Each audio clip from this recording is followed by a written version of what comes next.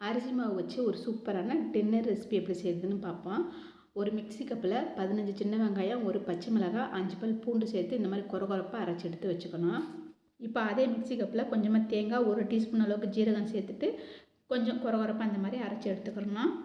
அடுத்தது அடுப்பில் ஒரு வடைச்சட்டி வச்சுட்டு 2 ஸ்பூன் அளவுக்கு எண்ணெய் விட்டுக்குங்க. அரைச்சி வச்சுருக்கிற வெங்காயத்தை சேர்த்துட்டு லேசாக வதக்கி விட்டுக்குங்க. கலர் மாற தேவையில்லை. இப்போ இதில் இந்த கப்பிட்ட நான் 1 கப் அளவுக்கு பச்சரிசி மாவு எடுத்திருக்கேன். இதுகிட்ட 1,5 கப் அளவுக்கு தண்ணி சேர்த்துக்கிறேன். தேவையான அளவு உப்பு சேர்த்துட்டு ஒரு மூடி போட்டு மூடி வச்சிடலாம். இது நல்லா அந்த மாதிரி கொதிக்கவும் நம்ம எடுத்து வச்சுருக்கிற பச்சரிசி மாவு இதில் சேர்த்துட்டு நல்லா கிண்டி விடணும். மாவு இந்த மாதிரி கட்டியாக வந்தது. இப்போ அடுப்பை ஆஃப் பண்ணிவிட்டு இதை அப்படியே ஆற வச்சிடலாம்.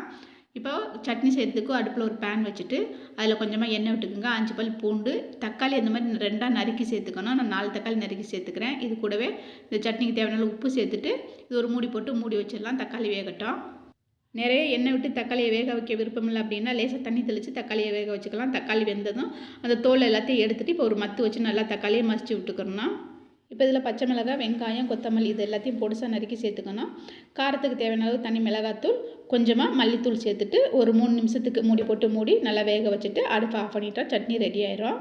இங்கே மாவு பார்த்திங்கன்னா நல்லா ஆறிடுச்சு. இப்போ இதில் கொஞ்சமாக எள்ளு சேர்த்துக்கலாம். நம்ம அரைச்சி வச்சுருக்கிற தேங்காயும் இது கூட சேர்த்துட்டு கையை வச்சு மாவு நல்லா பிசைஞ்சுக்கணும். எனக்கு வீடியோ எடுக்கிறதுக்கு ஆள் இல்லை, அதனால் நான் பிசைகிறத காட்ட முடியல.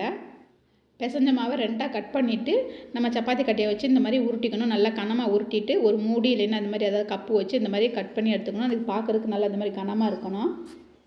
அடுப்பு மேடையிலேருந்து எடுக்கிறதுக்கு கொஞ்சம் சிரமமாக இருந்ததுன்னா இந்த மாதிரி தோசைக்கல்லை வச்சு எடுங்க. எடுக்கிறதுக்கு ஈஸியாக வரும். இப்போ எண்ணெய் பார்த்திங்கன்னா நல்லா சூடாக இருக்குது. இதை போட்டு பொரித்து எடுத்துடலாம்.